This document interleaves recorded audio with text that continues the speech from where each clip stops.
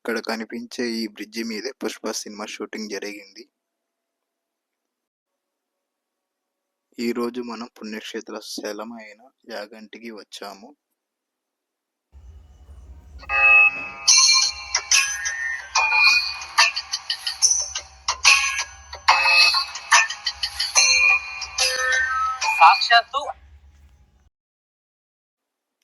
సాక్షాత్తు వీరబ్రహ్మేంద్ర స్వామి కాలజ్ఞానంలో రాశారు. యుగాంతం అయ్యే నాటికి యాగంటి బసవన్న లేచి రంకేస్తారని. అవి బసవన్న ఇదే.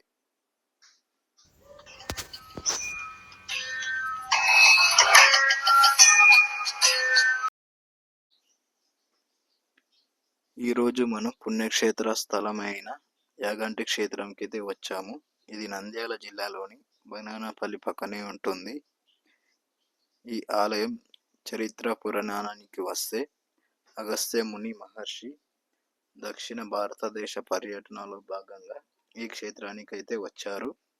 వచ్చినప్పుడు ఇక్కడ వైష్ణవ ఆలయం కట్టాలని చెప్పేసి వైష్ణవులకు సంబంధించి ఏదైతే ఉందో వెంకటేశ్వర స్వామి గుడిని కట్టించాలని శిలని తయారు చేపించారు.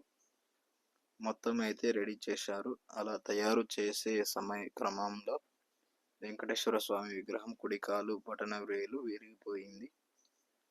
మన పురాణాల ప్రకారం, మన సాంప్రదాయం ప్రకారం అలా విరిగిపోయిన విగ్రహం ప్రతిష్టాపన చేయకూడదు.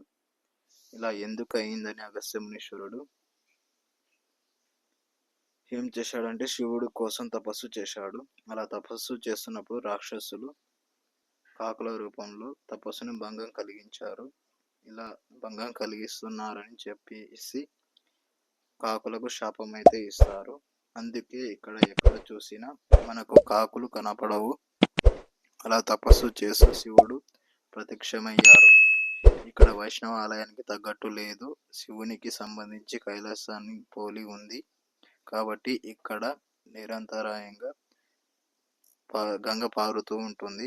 ఇక్కడ నాకు తగ్గట్టు ఆలయం ఉంటుంది కనుక నేను ఇక్కడ కొలువు తీరుతానని శివుడు చెప్పారు. అప్పుడు అగస్త్యుడు ఏమన్నారంటే, మీరు ఎక్కడ చూసినా కూడా మీరే లింగ రూపంలో ఒక్కరే ఉంటారు.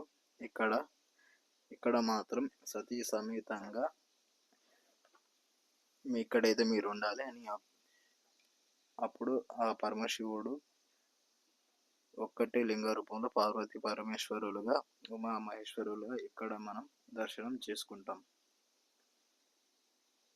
ఇక్కడ కనిపించే పుష్కరిణి, ఈ పుష్కరిణిలో ఎప్పుడు కూడా ఒకే నీటి మట్టంలో ఉంటాయి.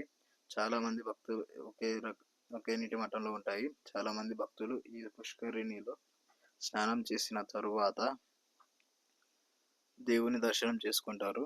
పుష్కరిణిలో స్నానం చేస్తే చాలా ఆరోగ్యంగా ఉంటుందని భావిస్తారు. ఎందుకంటే ఈ నీటిలో ఔషధ గుణాలు ఉన్నాయని నమ్ముతారు. ఇక్కడ స్నానం చేసి స్వామివారిని దర్శించుకుంటారు. ఈ మెట్ల మీద నుంచి ఆ గోపురం వైపు వెళ్ళిపోతున్నాం. ఆ గోపురం దాదాపు 5 అంతస్తుల హైట్లో ఉంది. చాలామంది దర్శనం కోసం వెళుతున్నారు. మనం కూడా అక్కడికి వెళ్ళిపోయి దేవుని దర్శనం అయితే చేసుకుందాం. సాక్షాత్తు శ్రీ పోతులూరు వీరబ్రహ్మేంద్ర స్వామి తన కాలజ్ఞానంలో రాశారు. యుగాంతం అయ్యే నాటికి ఈ బసవన్న లేచి రంకేస్తారని. ఈ బసవన్న కూడా 4 స్తంభాల మధ్యలో ఉండేవారు. అప్పుడు ప్రదక్షిణలు చేయడానికి వీలుగా ఉండేది. కానీ ప్రతి సంవత్సరం పెరుగుతూ అలా 20 సంవత్సరాలకు 1 అంగుళం పెరుగుతుందని పురావస్తు శాఖ వాళ్ళు కూడా నిర్ధారించారు. అక్కడ పైన కనిపించే ఆకాశ దీపాన్ని ఒక పంతులు గారు దానిపైకి ఎక్కి దీపాన్ని వెలిగిస్తారు.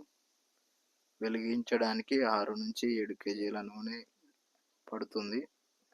అది భక్తుల కోరిక మేరకు వాళ్ళకి ఏదైనా దోషాలు, ఏమైనా శని దోషాలు ఏమైనా ఉంటే వాటిని నివారించడం కోసం దాన్ని అక్కడ పెట్టారు.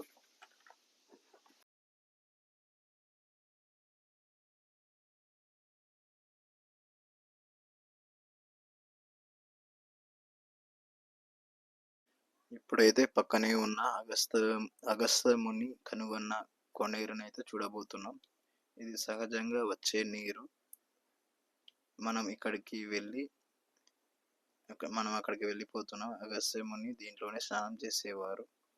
ఈ నీరు 365 డేస్ ప్రవహిస్తూనే ఉంటుంది. ఇక్కడ నీరు అయితే చాలా స్పష్టంగా కనబడుతుంది. ఇక్కడ చాలా మంది భక్తులు కాయిన్స్ వేయడం, నీళ్లు చల్లుకోవడం లాంటిది చేస్తున్నారు. గుహలో నుండి నీరు వస్తూనే ఉంటుంది. ఈ గుహలో నుంచి నీరు సహజంగానే ఈ పుష్కరిణి లేకైతే వస్తుంది.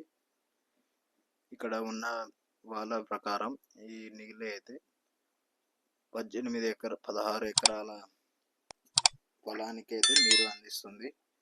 మిగతా నీరు అయితే భూమిలోకి ఇంకిపోతుందని ఇక్కడి ప్రజలైతే చెప్తున్నారు. చూడండి ఎంత స్పష్టంగా ఉన్నాయి. ఉతులూరు వీరబ్రహ్మేంద్ర స్వామి గుహకైతే వచ్చాము. స్వామి వారు ఇక్కడే దాదాపు 12 సంవత్సరాలు కాలజ్ఞానం రాయడం, తపస్సు చేయడం, వాళ్ళ భక్తులకు కాలజ్ఞానం బోధించడం జరిగింది. అచ్చమాంబ విగ్రహం కూడా లోపలే ఉంటుంది, చూసుకోవచ్చు. కెమెరా అలో చేయలేదు కాబట్టి ప్రస్తుతం మనం అగస్త్య మునీశ్వరులు తపస్సు చేసిన గుహ దగ్గరికి అయితే వచ్చేసాము. ఇలా నిటారుగా 120 మెట్లను ఎక్కుకుంటూ పైకైతే వెళ్ళాలి. పైకి వెళ్ళాక అగస్త్య మునీశ్వరులు తపస్సు చేసిన గుహ అయితే ఇదే. చూడొచ్చు మీరు. నిటారుగా ఉండడం వల్ల పైకి ఎక్కుతూ ఈ మెట్ల ద్వారా గుహలో పలికైతే వెళ్ళవచ్చు. ఇక్కడ చూస్తున్నారు కదా గుహ, ఇదంతా అగస్త్య మునీశ్వరులు అయితే తపస్సు చేసి. ఇక్కడ కనిపించే ఈ బ్రిడ్జి మీదే రీసెంట్గా పుష్ప సినిమా షూటింగ్ అయితే జరిగింది. ఇక్కడ మీరు చూస్తున్నారు కదా సెట్ బ్యాక్ సైడ్ వెంకటేశ్వర స్వామి ఆలయం. శ్రీవల్లి గారు ఇక్కడే శ్రీవల్లి గారు ఇదే బ్రిడ్జి మీద నుంచి ఆ వెంకటేశ్వర ఆలయానికి అయితే వెళ్తూ ఉంటారు. ఆమె వెనుక చాలా మంది కూడా వెళ్తూ ఉంటారు. ఆ ఫ్రేమ్ అయితే మీరు చూడవచ్చు. పుష్ప సినిమా చూసిన వాళ్ళకైతే ఐడియా ఉంటుంది, చూడొచ్చు. ఇక్కడే. సో ఇది గైస్ యాగంటి దేవాలయం యొక్క చరిత్ర. మీకు ఈ వీడియో నచ్చితే లైక్ చేయండి, షేర్ చేయండి, కామెంట్ చేయండి, సబ్స్క్రైబ్ చేసుకోవడం మాత్రం మర్చిపోవద్దండి. ఈ వీడియోని పూర్తిగా చూడండి.